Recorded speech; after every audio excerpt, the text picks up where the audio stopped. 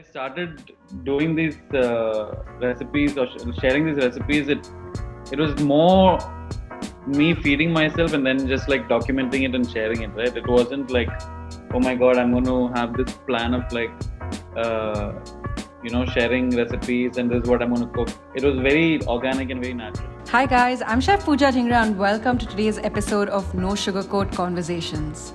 Today I'm chatting with Chef Thomas Zacharias, who is not only one of India's best chefs, but also someone I count as a good friend.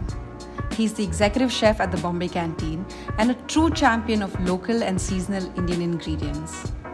Today, we'll catch up from our last recorded conversation and talk about the challenges of the last few months, what he felt like to lose a mentor and a business partner to COVID-19, mental health, and yes, his Instagram cooking videos. I hope you enjoyed this episode.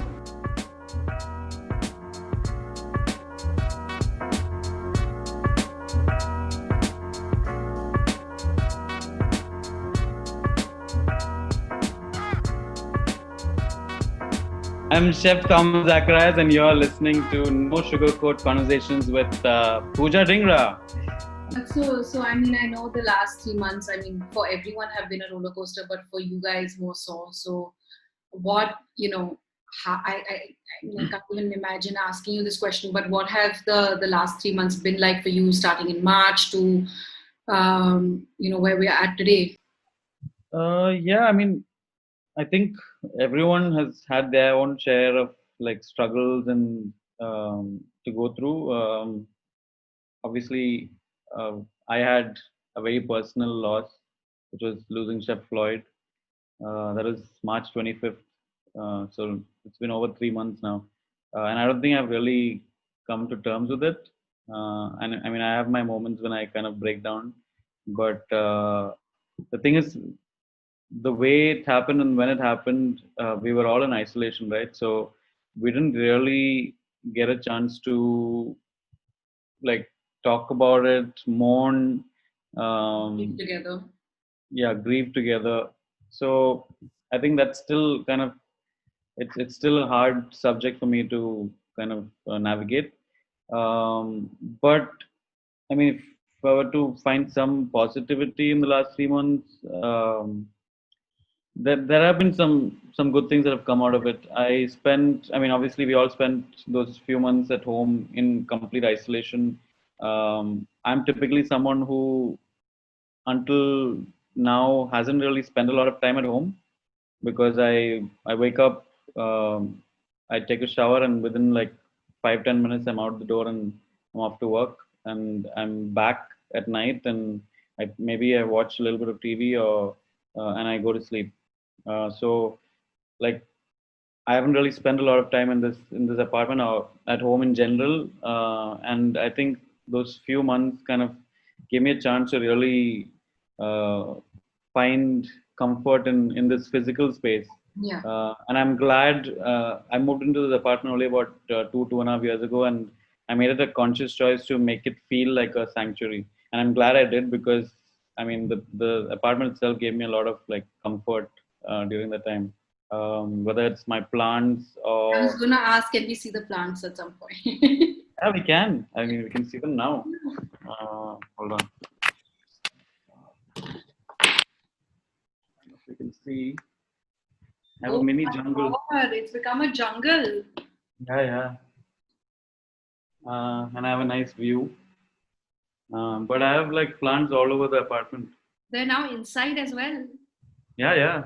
I have like tons and tons of plants. I have, like, last I counted was 99. I have one, like this one. I'll get you a plant. But the other thing I also kind of overcame in the last 3 months was also quite powerful, which is that until now, I never really was able to cook for myself. As strange as that sounds, like I can finish like an entire shift at work or a long day at work and come back, and if I'm cooking for friends or family, I can like spend the next 4-5 hours cooking. But even on my day off, I could never get myself to cook if because I live alone, so I could never get myself to cook alone. And I think I mean, I had my own reasons for it, which were not really rational, but I found it like kind of depressing. I found it like for me, food is about sharing with other people, right? And I think a lot of us were forced into having to cook for ourselves, especially in the initial phase. And um, as soon as I started cooking, I started like finding a lot of joy in like kind of feeding myself, nourishing myself.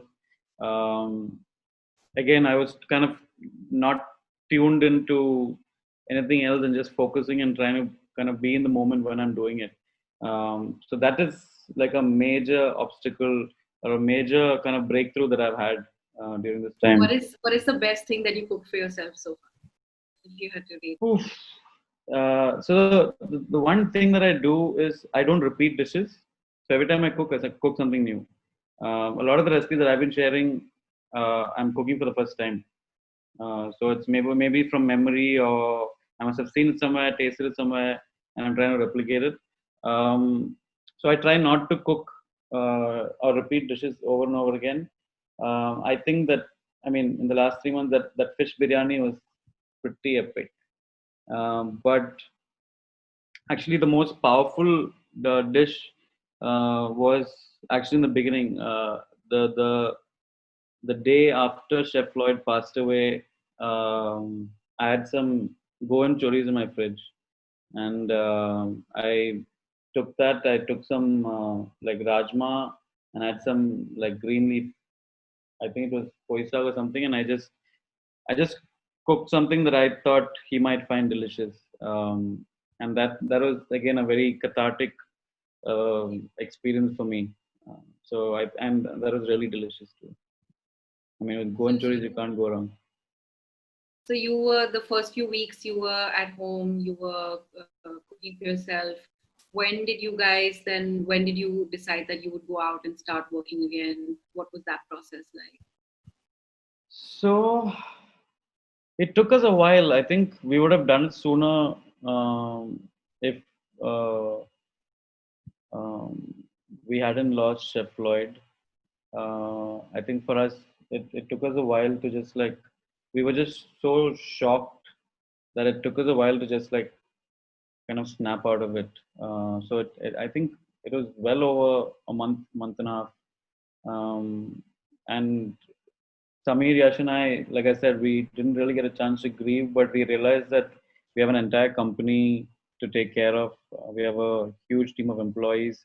If we want to have some sort of like a uh, place for all of these people to come back to, then we need to keep it alive. And that's what Chef Floyd would have wanted as well. And that's when we kind of decided, okay, we need to be stronger at this point and kind of push through. And yeah, I think it was a month and a half after that we just started like um, getting getting our gears activated. But during the time, we were constantly in touch with our team, especially our management team, and we'd already activated like training programs, ways to keep everyone kind of at least feel productive. So lots of podcast discussions, which I know you love as well.